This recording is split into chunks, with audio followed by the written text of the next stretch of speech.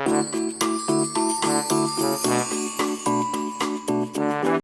วัสดีค่ะ สวัสดีลูกเพจแล้วก็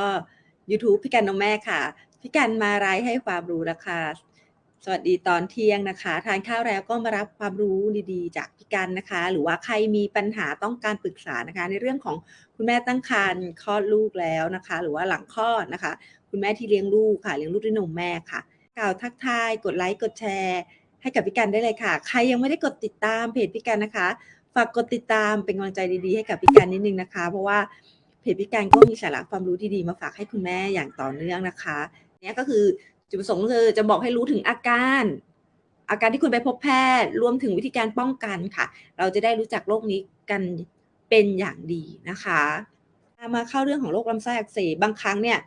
บางทีเราอาจจะไม่ได้เรียกเรื่องของโรคลำไส้อักเสบหรือว่าคุณหมอ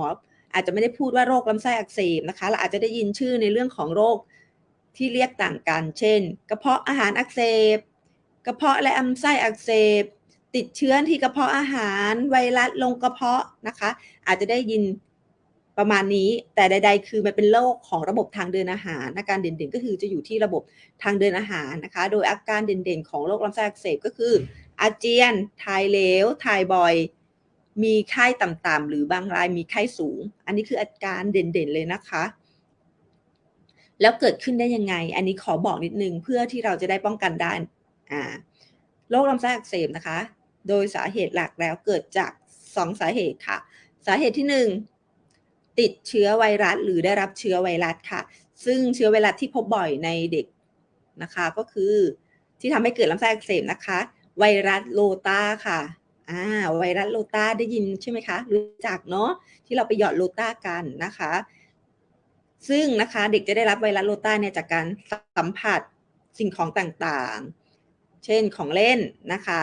สำคัญมากนะอันเนี้ยสัมผัสน้ำมูกน้ำลายนะคะอุจจาระนะคะซึ่งถ้าลูกสัมผัสสิ่งของหรือว่าที่มีเชื้อไวรัสโรตานี้แล้วนำเข้าทางปากลูกก็จะได้รับการติดเชื้อไวรัสโรตานี้ทางในร่างกายอย่างรวดเร็วสาเหตุที่2ค่ะเกิดจากการติดเชื้อแบคทีเรียค่ะเชื้อแบคทีเรียจะเกิดติดได้ยังไงคะเชื้อแบคทีเรียเนี่ยส่วนใหญ่แล้วเกิดจากการมันจะปนเปื้อนมากับอาหารนะคะน้ำดื่มทีนี้ในเด็กอะคะพี่กันโอกาสที่เด็กจะไปได้รับเชื้อเนี่ยมันมาจากยังไงได้บ้างอันนี้จะพูดให้ฟังเผื่อพอฟังแล้วรู้แล้วพี่กันบอกว่าเกิดจากเชื้อไวรัสเชื้อแบคทีเรียแล้วลูกหนูจะไปได้รับเชื้อมาจากไหนได้บ้าง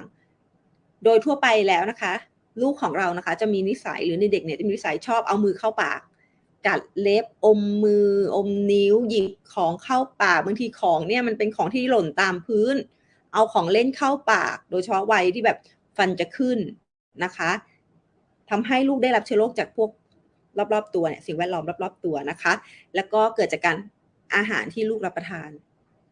นะเดี๋ยวพี่กันจะบอกวิธีป้องกันอีกทีหนึ่งนะคะอาการของลำไส้อักเสบมีอาการอะไรบ้างแต่ก่อนอื่นต้องบอกก่อนว่าอาการแสดงของแต่ละคนอาจไม่เหมือนกันอาจจะปรากฏช้าหรือเร็วไม่เหมือนกันนะคะถ้าอาการแรกคืออาการที่แบบไม่รุนแรงหรือว่าพบได้ทั่วไปเลยคือคลื่นไส้อาเจียนมีไข้นะคะคลื่นไส้อาเจียนมีไข้ถ้าเป็นการติดเชื้อจากไวรัสมีการติดเชื้อไวรัสนะคะทำให้ลำไส้อักเสบจะมีอาการถ่ายเหลวถ่ายเป็นน้ำถ่ายเป็นฟองนะคะส่งผลให้มีปัญหาเรื่องของก้นแดงเป็นแผลเปื่อยนะคะไอเป็นไข้หรือว่ามีน้ำมูกร่วมด้วยได้นะคะ3ถ้ามีอาการติดเชื้อจากแบคทีเรียจะมีอาการถ่ายปนเลือดค่ะแล้วก็ค่อนข้างนานถ่ายเป็นสัปดาห์มีอาการเรื่องของ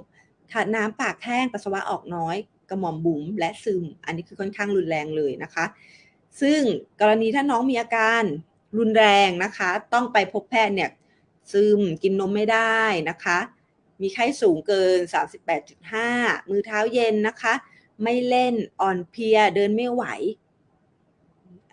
นอนสมแบบนี้เลยนะคะปัสสาวะสีเหลืองเข้มนะคะตาแห้งตาโหลอาเจียนถ่ายเหลวมี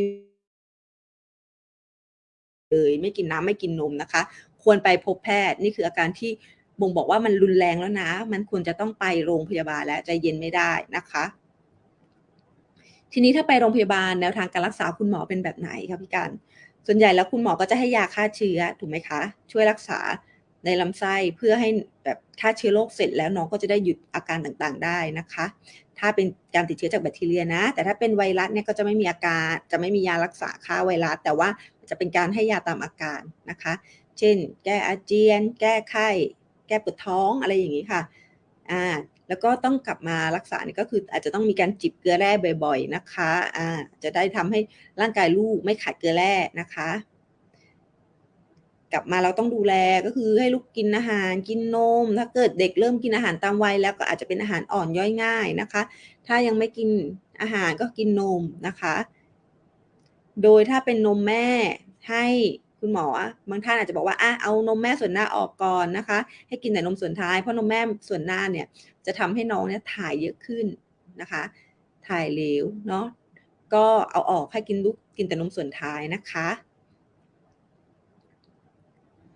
ถ้าเป็นนมผสมนะคะอาจจะต้องเปลี่ยนเป็นนมสูตรแลคโตสฟรีนะคะและที่สำคัญหากแม่กลับมาจากโรงพยาบาลหรือได้ยามาแล้วก็ต้อง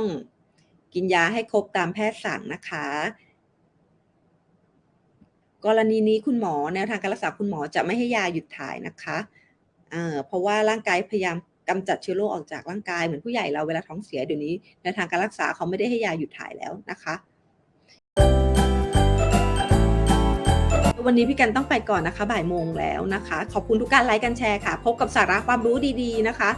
ของพี่การเพจพี่การแล้วก็ YouTube พี่การได้นะคะทางช่องทางเพจแล้วก็ช่องทาง YouTube ค่ะมีคลิปเยอะมากเลยค่ะอยากให้ไปชมกันนะคะแล้วเราก็จะเจอกันใหม่นะคะพรุ่งนี้ตอนเที่ยงครึ่งค่ะข่าวดีนะคะเดือนตั้งแต่อาทิตย์นี้เป็นต้นไปทุกวันพฤหัสนะคะจะมีไลฟ์ในช่วง1 ทุ่มค่ะใครไม่ได้สะดวกตอนเที่ยงเจอกับพี่กันตอน1 ทุ่มนะคะสำหรับไลฟ์ทุกวันพฤหัสค่ะวันนี้พี่กันไปก่อนนะคะสวัสดีค่ะ